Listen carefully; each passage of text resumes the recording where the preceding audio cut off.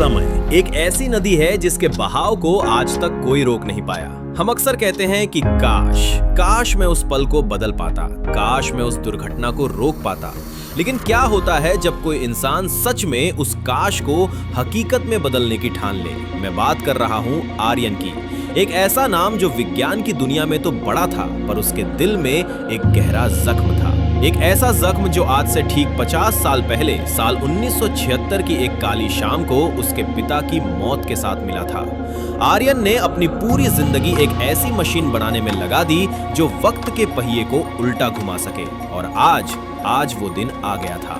Lab के अंदर सन्नाटा था जिसे सिर्फ कंप्यूटर की बीप बीप और आर्यन की तेज चलती सांसों की आवाज तोड़ रही थी। आर्यन के सामने एक विशालकाय धातु का ढांचा खड़ा था, क्रोनोस। ये सिर्फ एक मशीन नहीं थी, ये उसके पिता से मिलने का इकलौता रास्ता था। आर्यन ने कांपते हाथों से कीबोर्ड पर आखिरी कमांड टाइप की। मॉनिटर पर लाल अक्षर चमकने लगे। तारीख 11 जुलाई 1976। आर्यन जानता था कि अगर कुछ भी गलत हुआ तो वो कभी वापस नहीं आ पाएगा। उसने एक गहरी सांस ली, अपनी आंखें बंद की और लीवर खींच दिया। जब आर्यन ने अपनी आंखें खोली तो सबसे पहले उसे मिट्टी की सौंधी खुशबू आई। वो खुशबू जो 2026 के कंक्रीट के जंगलों में कहीं खो गई थी। वो एक कच्ची सड़क के किनारे पड़ा था। उसने उठकर अपने कपड़े झाड़े। सामने एक विशाल बरगद का पेड़ था जिसके नीचे कुछ लोग बैठे रेडियो पर समाचार सुन रहे थे। आर्यन को यकीन हो गया, वो पहुंच चुका था। वो 1976 में था। उसकी घड़ी काम नहीं कर रही थी, लेकिन उसके पास की डिवाइस बता रही थी कि उसके पास केवल कुछ ही घंटे हैं। आर्यन अभी खुद को संभाल ही रहा था कि तभी उसे एक साइकिल की घंटी सुनाई दी। वो रास्ते के बीच में खड़ा था। एक युवती तेज रफ्तार में साइकिल चलाते हुए उसकी ओर आ रही थी। उसने ऐन वक्त पर ब्रेक मारा जिससे धूल का एक गुबार उड़ा। अंधे हो क्या? बीच सड़क पर क्यों खड़े हो? उस लड़की ने डांटते हुए कहा। आर्यन जैसे ही उस लड़की का चेहरा देखने के लिए पीछे मुड़ा, उसके पैरों तले जमीन खिसक गई। सामने खड़ी लड़की कोई और नहीं बल्कि उसकी मां माया थी, लेकिन आज से 50 साल छोटी। एक बिंदास, जवान और खूबसूरत माया। आर्यन के मुंह से अनायास ही निकल गया, मां? मां? अरे ओ परदेसी बाबू, धूप तेज है क्या? मैं तो अभी कॉलेज जा रही हूं और तुमने मुझे अभी से मां बना दिया। अजीब आदमी हो।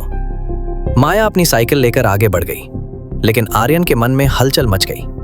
तभी आर्यन ने गौर किया कि सड़क के दूसरी तरफ एक काली कार उसका पीछा कर रही थी। उस कार के शीशे काले थे और ऐसा लग रहा था जैसे कोई और भी है जो माया पर नजर रखे हुए है। क्या आर्यन के अलावा भी कोई और है जो इस वक्त में आया है? अपना वजूद मिटते हुए देखना कैसा लगता है जब आपके अपने हाथ हवा में धुएं की तरह गायब होने लगे, जब आपको एहसास हो कि आपकी एक गलती ने आपके पैदा होने की संभावना को ही खत्म कर दिया है। आर्यन 1976 की उस धूल भरी सड़क पर खड़ा था जहां उसकी मां, जवान माया, अभी अभी साइकिल से ओझल हुई थी। आर्यन की कलाई पर बंधी क्रोनोस डिवाइस पागलों की तरह लाल बत्ती जला रही थी। उसका दाहिना हाथ, वो हाथ जिससे उसने इतिहास बदलने का लीवर खींचा था, अब आधा पारदर्शी हो चुका था। वो अपनी हड्डियों को धुंधला होते हुए देख सकता था। समय उसे सजा दे रहा था। आर्यन ने घबराकर अपनी डिवाइस के डेटा को चेक किया। 2026 के इतिहास के अनुसार उसके माता पिता की पहली मुलाकात कल होनी थी, लेकिन आर्यन के यहां आने से टाइमलाइन में हलचल मच गई थी। डिवाइस बता रही थी कि अब वो मुलाकात आज शाम को शहर के सेंट जेवियर्स कॉलेज के वार्षिक समारोह में होनी थी। मुझे पापा को ढूंढना होगा इससे पहले कि मैं पूरी तरह गायब हो जाऊं, आर्यन ने खुद से कहा। वो दौड़ पड़ा। 1976 का शहर। सड़कों पर जावा और येज़दी मोटरसाइकिलों की गड़गड़ाहट थी। सिनेमा हॉल के बाहर अमिताभ बच्चन की कभी कभी फिल्म के बड़े बड़े पोस्टर लगे थे। आर्यन उस भीड़ में एक एलियन जैसा महसूस कर रहा था। हांफते हुए आर्यन सेंट जेवियर्स कॉलेज के गेट पर पहुंचा। कैंपस छात्रों से भरा था। आर्यन की नजरें पागलों की तरह उस एक चेहरे को तलाश रही थी जिसे उसने सिर्फ पुरानी तस्वीरों में देखा था। और फिर कैंटीन के बाहर एक पेड़ के नीचे उसे वो दिख गए, विक्रम। आर्यन के कदम वहीं जम गए। उसके सामने जो लड़का खड़ा था वो गंभीर पिता नहीं था जिसे आर्यन ने बचपन से देखा था। ये विक्रम अलग था। वो एक गिटार हाथ में लिए दोस्तों के बीच बैठा था, जोर जोर से हंस रहा था।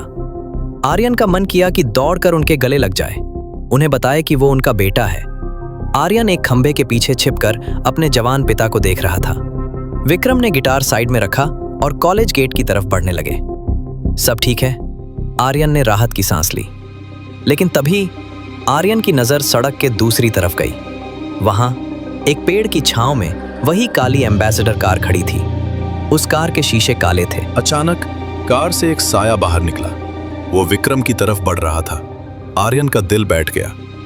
उसे एहसास हुआ कि ये कोई एक्सीडेंट नहीं था, कोई विक्रम पर हमला करने वाला था। क्या आर्यन अपने पिता को बचा पाएगा, या उसकी आंखों के सामने उसका वजूद हमेशा के लिए मिट जाएगा? जानने के लिए सुनते रहिए वक्त का मुसाफिर।